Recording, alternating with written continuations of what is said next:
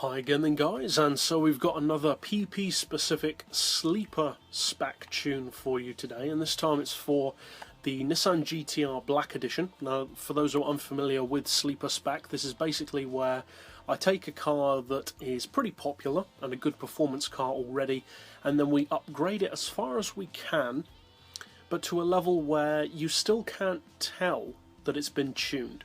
So in other words, it has the same power, the same weight, and the same PP, and also the same look as the stock version, but in reality it's actually a tuned model which is significantly quicker around the track.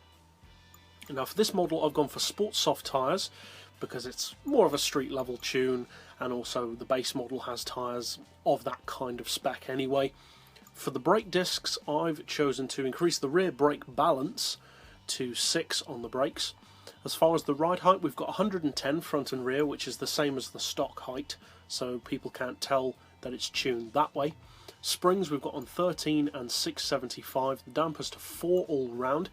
Anti-roll we've reduced to 2. Camber and tow we've got neutral. We'll come back to the gearbox in just a second.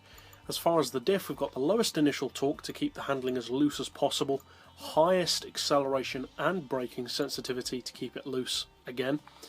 As far as the torque distribution, we've gone for a 50-50 split. Now that may seem to counteract what we've done with the diff, but if you go too much toward the rear of the car, the front end of the GTR can become too light, and it will actually end up oversteering, ironically enough. But with a 50-50 split, it really does keep the handling under control. As far as power, we've done nothing to it at all, not even an oil change. If you have given yours an oil change and you want it to appear stock, you will need to reduce it down to 541 horsepower if you're really committed to making it a complete sleeper. We've got stage 1 weight reduction. Now technically you don't need to do this, but basically what I've done is improved the weight distribution, because other people can't tell what your weight distribution is, but it improves your handling. So we've given it a stage 1 weight loss with a 191 kilo ballast, bringing us up to the same weight as in its stock form, but instead of having a front heavy distribution, we've now got it 21% towards the rear, which is almost a 49-51 split, which allows you to loosen up that front end in conjunction with the 50-50 split to give you really good handling.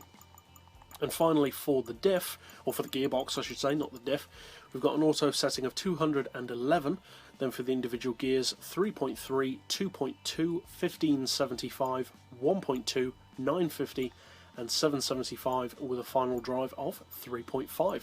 And incidentally that gives you very similar acceleration and top speed to the standard model, slightly better top speed, and also more importantly more draft potential, because with the stock gearbox you're virtually running on the red line at top speed, whereas with this car you can get up around 200 and still have draft potential. So that's it for the mechanical setup overall, which is of course exactly the same as the stock spec. So now to see the difference that it's made, let's take it out to the Nürburgring. So the real important question is it faster than the stock version, and if so, how much? Because the problem with making sleeper spec tunes with quicker and quicker vehicles is that because they're already so good, the differences that you see between the sleeper spec and the original stock setup can have a tendency to be not that much of a difference. And so in order to see a bigger difference with many vehicles, you need to take it on a longer track, a track that's more challenging, where the car's upgrades can be used to more of an advantage, and that is the case on the Nürburgring. And the differences are notable, because the GTR Black Edition is already a good car, but with my sleeper spec tune I ran a stock lap with this car 7 minutes and 5 seconds. I know that's not the best that can be done, I'm far from being the best of drivers, but 7 minutes and 5 seconds on sport softs with an automatic gearbox. Then I ran the sleeper spec with the same settings, sport softs, auto gearbox, and it was almost 8 seconds quicker for a car which looks, sounds and has the on-paper spec of a stock Black Edition. 8 seconds quicker, 6:55, or no, 6:58 I should say, instead of 7:05. So it was actually 7 point something seconds quicker, but close to 8. So, if you do decide to use this Sleeper Spec tune for your GTR, it is to be noted that you cannot use it in stock-only lobbies because the game still counts it as upgrades, which is really unfortunate because this would have been a really great way of having an advantage in those lobbies, which is something that you can do on Forza. But unfortunately on this game, you can't do that. But if you are new to the channel and find this tune fun and competitive and enjoy potentially trolling people with it, then you may want to consider subscribing down below for more builds like this and various other tunes. But for now, as always, thanks for watching.